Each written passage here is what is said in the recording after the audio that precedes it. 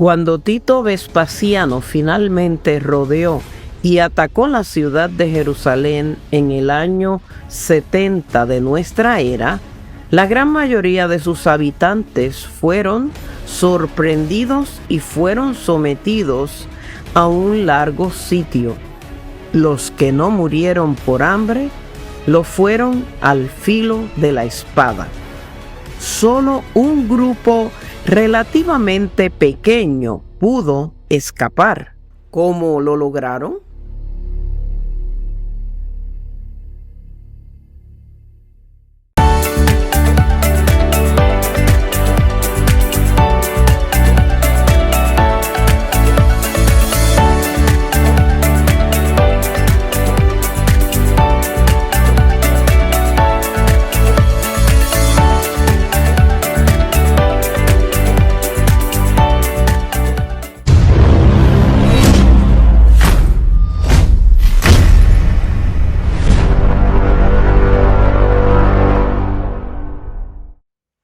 Como ya hemos visto en videos anteriores, cuando hablamos acerca de Día del Señor, en relación con el domingo o con el sábado, no estamos hablando sencillamente de un periodo de 24 horas, un día común y corriente, porque al fin y al cabo hay algo más profundo y más significativo en cuanto a este asunto. Es que verdaderamente tiene que ver con algo más que lo físico. Hay algo espiritual, algo muy significativo que hay entre este día y los demás de la semana. Es como, ¿qué diría yo? Un simple ejemplo, el día de la independencia del país donde tú naciste. Es un día común y corriente. Puede llover, salir el sol, igual que cualquier otro día, pero es un día que tiene un significado importante para la nación. Es que este día tiene un significado especial para cada ciudadano de tu país. Es un día muy significativo, repito, porque representa la sangre derramada para lograr la independencia de tu nación. Y a nadie se le ocurriría decir, bueno, no me conviene que este día caiga en esta parte del año porque hace mucho calor o porque hace mucho frío. ¿Por qué no lo cambiamos como algo conveniente para el resto? Y se tome allí una decisión de cambiarlo así como así, sin tener en cuenta lo que representa verdaderamente. Creo, mis queridos amigos, que también algo similar podríamos analizar en cuanto al Día del Señor. Podrá cambiarse simplemente por el capricho de alguien o por la conveniencia de que la mayoría cree que es así.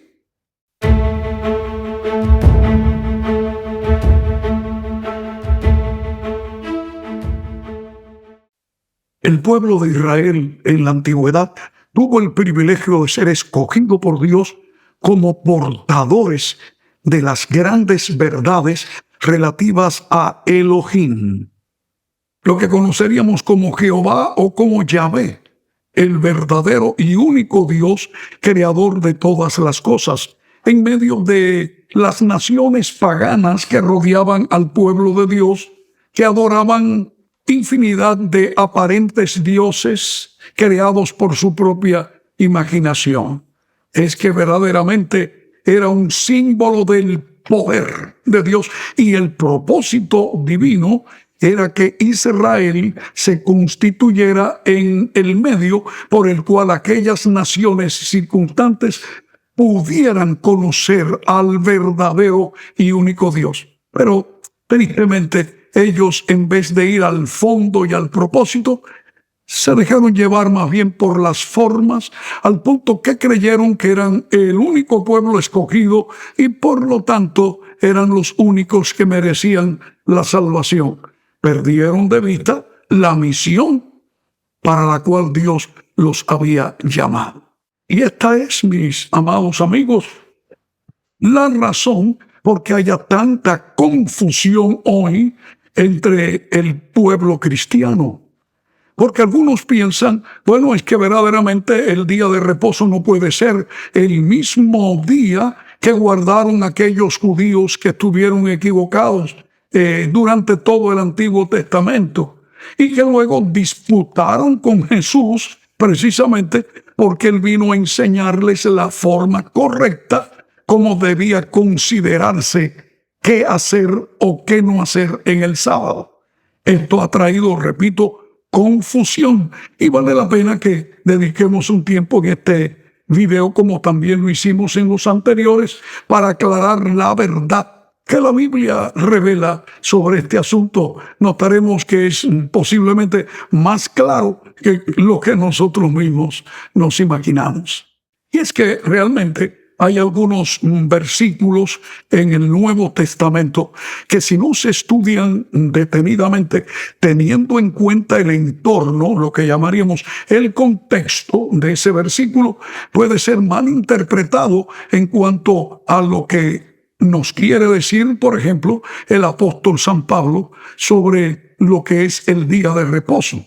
Si es el día del Señor, el sábado, ¿o es que acaso Jesús anuló ese mandamiento que habla al respecto al morir en la cruz y al resucitar de la tumba?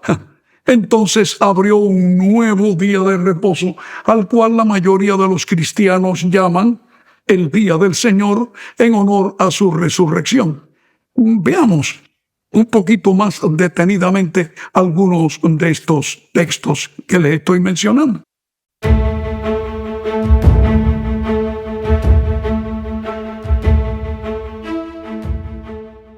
Uno de estos textos tiene que ver con el pedido del apóstol San Pablo de que se colectara una ofrenda especial, una contribución de los hermanos cristianos que vivían en aquellos lugares o países.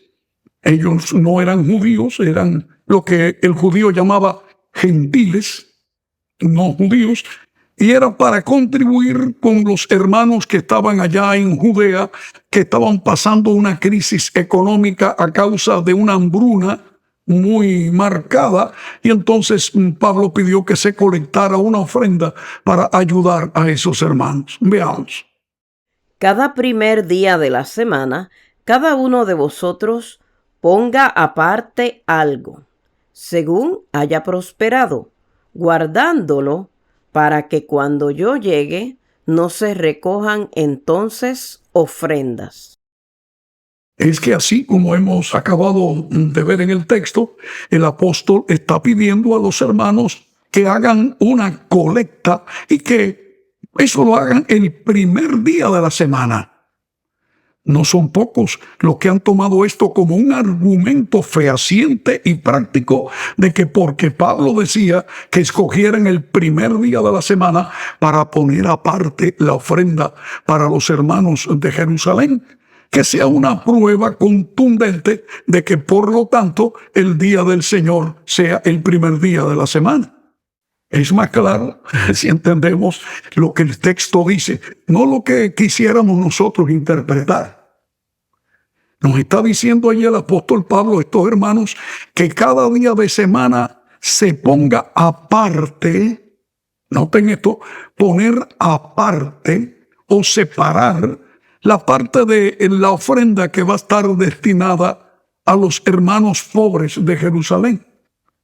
No está diciendo que esto se hiciera en el lugar de reunión, sino en sus propias casas, que al comienzo de la semana se hiciera un plan especial para ir poniendo aparte ese dinero, esa ofrenda. Y también tengas en cuenta que Pablo dice, para que cuando yo vaya no tenga que recogerse o tenga que colectarse, sino que todos lo tengan, y de tal manera que llegando él pueda ponerse en las manos del apóstol ese dinero que habría de llevarse, como así se hizo en efecto.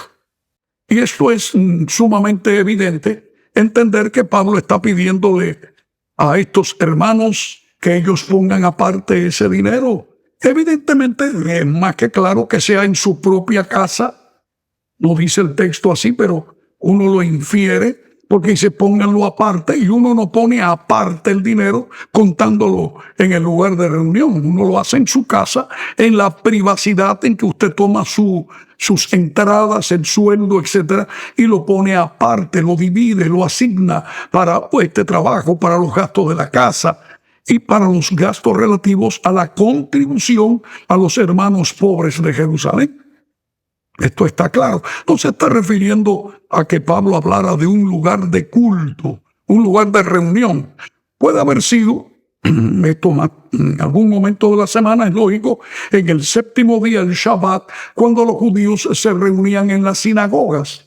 Y según San Lucas lo expresa en el libro o la carta histórica al libro de Hechos de los Apóstoles, allí se reunía Pablo con ellos y dice que era con judíos y con gentiles. Pero también hay pruebas de que Pablo se reunía en lugares públicos, en las plazas, en una ocasión junto al río.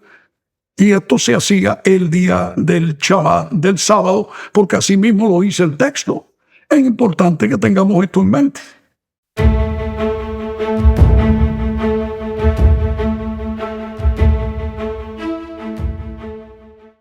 Pero hay algo más. Es que Jesús amonestó a sus seguidores que estuvieran listos porque llegaría el día que Jerusalén sería destruida y ellos debían prepararse para esa ocasión. Por tanto, cuando veáis en el lugar santo la abominación desoladora de la que habló el profeta Daniel, el que lee entienda, entonces los que estén en Judea huyan a los montes. El que estén en la azotea no descienda para tomar algo de su casa, y el que esté en el campo no vuelva atrás para tomar su capa. Mas ay de los que estén encintas y de los que críen en aquellos días. Orad, pues, que vuestra huida no sea en invierno ni en sábado. Jesús mezcló dos eventos. Uno es de carácter inmediato y el otro de carácter mediato. En ese mismo orden, la destrucción de Jerusalén y su templo, y en segunda instancia, la destrucción de este mundo en ocasión de su segunda venida en gloria y majestad. En el año 70 de nuestra era, dice la historia registrada por el historiador Flavio Josefo, como el general Tito Vespasiano rodeó la ciudad después de una rebeldía judía, sitió la ciudad de Jerusalén por mucho tiempo, al punto que los habitantes de la ciudad no tuvieron acceso a alimentos por largo tiempo. Y según se nos narra, fue algo terrible porque, como decíamos, los que no murieron de hambre murieron más tarde al filo de las espadas romanas. Fue algo terrible. Flavio Josefo narra experiencias de ver a judíos en aquella hambruna tan grande, como tomar las correas, los cintos y las suelas de sus sandalias y echarlas a coser a ver si pueden ablandarse y comer desesperadamente para echarse algo al estómago vacío por tanto tiempo. Y el cuadro más espeluznante, y lo creemos porque está registrado en la historia, que madres judías tan tiernas, mujeres tan fieles a incluso hasta sus propios alimentos, perder los escrúpulos, posiblemente enloquecidas por el hambre, tomar los cuerpecitos de sus bebés, quitarles la vida para cocer, en hervir allí las carnes de esos pequeños infantes y comerlos. ¡Qué terrible cuadro llegó! Por eso es que Jesús dijo 40 años antes: ay de las que estén encinta y de aquellas que críen hijos en ese tiempo, porque va a ser horrible. Era mejor no tener hijos que tener que enfrentarse a ese estado de barbarie a causa de ese sitio horrible. Cuando al fin Tito, el general, vio que había llegado el momento y se abrió una brecha en las murallas de Jerusalén, metió por allí el ejército y estos entraron y a diestra y siniestra mataron lo que la historia reconoce: alrededor de 1 millón de judíos murieron en esa ocasión. Cuando llegaron al templo, esa era la gloria del pueblo judío, inclusive de los mismos romanos, que ellos habían invertido mucho dinero en hermosear ese templo. Nos dice la historia que Tito ya había dado orden que no se tocara el templo porque era un monumento que podía ser guardado como trofeo para los dioses romanos. Pero algún soldado desconocido tiró una tea encendida dentro del recinto y allí los ricos cortinajes de lino torcido ardieron como una antorcha y el oro que revestía las paredes del templo interiormente se derritió ese oro y fue hasta los mismos cimientos, y la soldadesca, en búsqueda del botín, se tiraron ahí y desmontaron las piedras del templo. Y dijo Cristo: no quedará, lo profetizó, piedra sobre piedra que no sea destruida. Flavio Josefo, el historiador judío, describe cómo quedó el templo. Dice que quedó como un campo arado. Todo fue arrasado. Algunos judíos pudieron escapar, muy pocos. Sin embargo, hay testimonio que muchos dentro de la minoría escucharon la voz de Jesús y la guardaron en sus corazones para tener en cuenta que ellos podían escapar. ¿Cómo lo hicieron? Veámoslo. Es que el maestro lo indicó aquella noche, cuando iba ya rumbo al monte de los olivos, al Getsemaní, en preparación de su sacrificio. Y él le dijo a sus discípulos: oren para que su vida no sea ni en invierno ni en sábado. ¿Por qué sábado? Si el sábado iba a ser clavado en la cruz y sustituido el domingo de resurrección, según algunos dicen, ¿por qué tendría él tanto interés que los discípulos tuvieran en claro, que oraran para que cuando llegara el momento de escapar de aquella masacre, no fuera en horas sagradas del sábado? Vamos a ver esto. ¿Por qué se preocupó Jesús tanto por eso? Si es que realmente él iba a anular el cuarto mandamiento de los 10. Ustedes se imaginan el decálogo, 10 mandamientos, y el cuarto habla de que el Shabbat sea el día que conmemora que Dios creó el cielo, la tierra y todas las cosas y descansó. No porque estuviera cansado, sino porque estaba estableciendo un parámetro que iba a ser invariable a través de los siglos y a través de todas las culturas. Porque el sábado fue hecho para el hombre, para el ser humano, no para el judío específicamente o solamente. Pero ahora vemos que llega el momento en que él ordena o aconseja o amonesta a sus seguidores que rueguen a Dios que el día en que ellos puedan escapar de esa desgracia que caería sobre la ciudad de Jerusalén no fuera en invierno, porque es duro tener que escapar con la frialdad terrible del clima del desierto. En invierno todavía más, que puede nevar inclusive, o en horas sagradas que deberían estar cada uno en recogimiento sagrado. ¿Por qué Jesús se preocupó por eso? Algunos creyentes cristianos bien intencionados, aunque sin lugar a dudas mal informados, han tomado esto como un argumento para preguntar o para decir, como me dijo alguien a mí, ¿quiénes son los que estaban allí? Y me dijo una vez un caballero cristiano, yo creo que Jesús se estaba refiriendo a los que estaban allí, que eran cristianos, pero que también eran judíos. Y por lo tanto, si eran judíos, ellos sí seguían considerando, guardando el Shabbat, séptimo día de la semana. Entonces yo le pregunté a este caballero, bueno, si Jesús iba a desactivar o abolir el mandamiento que ordena que el sábado, el Shabbat, sea considerado el día del Señor, ¿quiénes eran los que habrían de ser mayormente afectados por el cambio? Sino los judíos, que eran los únicos que tenían el sábado. Así que si Jesús iba a abolir el sábado, tenía que abolírselo a ellos, que eran los únicos que lo tenían. Los demás no tenían ese día de reposo. ¿Oh, Jesús se está refiriendo a eso?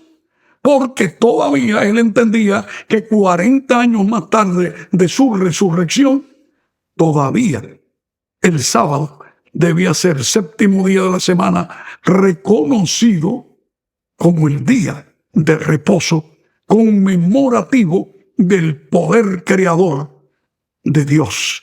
Y como dice San Juan, de Cristo, porque por él todas las cosas fueron hechas.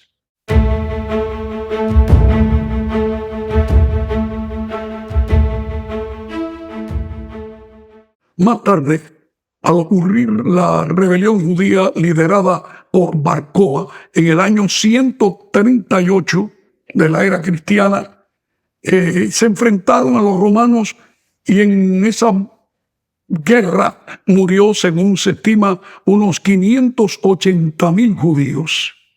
Luego los sobrevivientes, Roma les prohibió que volvieran a entrar a Jerusalén. Y entre ellos, la historia reconoce que los cristianos tampoco podían entrar. Ahora la pregunta, ¿por qué? Si los cristianos no participaron, en un sentido general, en esa batalla, en esa guerra, ¿por qué se les prohibió? Bueno, se coinciden historiadores y comentaristas que es porque los cristianos eran identificados con los judíos de esa rebelión, porque ellos reconocían que el Shabbat, el sábado, era día de reposo. Quiere decir que en el año 138, después, ya en la era cristiana, estamos hablando de más de 100 años después que Jesús murió y resucitó, todavía había cristianos que consideraban que el Shabbat, séptimo día de la semana, estaba en vigencia. La rebelión estuvo entre los eventos clave en diferenciar al cristianismo como una religión distinta del judaísmo. Si bien los cristianos judíos consideraban a Jesús el Mesías y no apoyaron a Bar Kokhba, se les prohibió la entrada a Jerusalén junto con los otros judíos. Está allí registrado que los cristianos, a ellos se les prohibió entrar. Y como ya decía, de alguna manera fueron confundidos sencillamente porque guardaban el sábado, si eran acaso judíos, y por eso Roma tomó esa decisión. Mis queridos amigos, hay muchas pruebas históricas, solamente hace falta entrar en las páginas amarillentas de los anales históricos para verificar que a través de esos primeros siglos de la era cristiana, desde el primero hasta el cuarto siglo, al principio del cuarto siglo de la era cristiana, los cristianos sufrieron mucha persecución. Entre ellos hubo muchos que murieron en el circo romano, quemados vivos, empalados y crucificados bajo el gobierno de los emperadores Decio y Diocleciano. Fue horrible la cantidad de cristianos que fallecieron en esos años terribles. Y es más, la historia es testigo de que entre los cristianos aquellos hay testimonios de que ellos permanecían reconociendo que el día del Señor era el sábado. Porque no era solamente para judíos, sino para cristianos también. Era el ser humano a quien Dios le dio ese día. Es algo muy, muy importante, porque al fin llega el año 313, ya en el siglo IV de la era cristiana, cuando sube poco antes un general muy poderoso al trono de los emperadores llamado Constantino el Grande. Dice la historia que él vio en el cielo una señal de una cruz, a lo cual él miró como una señal divina de que él debía aceptar a Jesucristo, hacerse cristiano, para poder triunfar al decir: con este signo de la cruz, con este signo vencerás. Y allí supuestamente se convirtió Constantino al cristianismo. ¿Fue realmente convertido a Cristo Constantino o fue una estrategia política para lograr un fin? Bueno, yo creo que no podríamos entrar en este tema porque nos va a ocupar tiempo y hemos decidido mejor hacerlo en el próximo video, cuando vamos a analizar algo sobre la estrategia que Constantino usó y el Imperio Romano con él para hacer un cambio tan grande en cuanto al día de reposo. ¿Es que acaso Constantino se convirtió? ¿Hay pruebas de que fue convertido? Bueno, de eso analizaremos más adelante porque ya el tiempo se nos acaba. Pero sí quiero invitarles, mis amados seguidores, para que ustedes puedan aprender un poco más de esto junto conmigo. Yo también quiero aprender, porque nunca dejamos de aprender lo que esto significa para nuestra vida cristiana. No nos salvamos porque consideremos un día de reposo u otro. Es más, yo estoy convencido que hay miles y miles de personas, por no decir millones, que nunca en su vida pudieron entender lo que nosotros estamos analizando hoy. Y siempre permanecieron hasta que murieron reconociendo que el domingo era el día del Señor. Y yo estoy seguro que cuando venga Cristo, ellos van a ser salvos por la eternidad. ¿Sabe por qué? Porque ellos no tuvieron otro conocimiento que ese y fueron fieles hasta la medida de la luz que ellos recibieron. Pero nosotros estamos aquí para seguir aprendiendo. Yo deseo que Dios te bendiga, de tal manera que puedas seguir preparándote, porque no olvides que en la profecía de Jesús referente a la destrucción de Jerusalén hay una segunda parte que falta, y en la destrucción de este mundo a su segunda venida. Yo quiero estar listo para ese día. Quiero invitarte a que también tú lo estés. No olvides darle like si te ha gustado este video, y es más todavía, te estamos invitando a que notes que en pantalla aparece también algunas formas de comunicarte con nosotros, lo que preferiríamos que sea a través del correo electrónico, con el email, porque nos da la oportunidad de tener un contacto contigo para seguir comunicándonos en el futuro y proveerte de algún material escrito que pueda ayudarte a entender más. Que Dios te bendiga y hasta la próxima ocasión.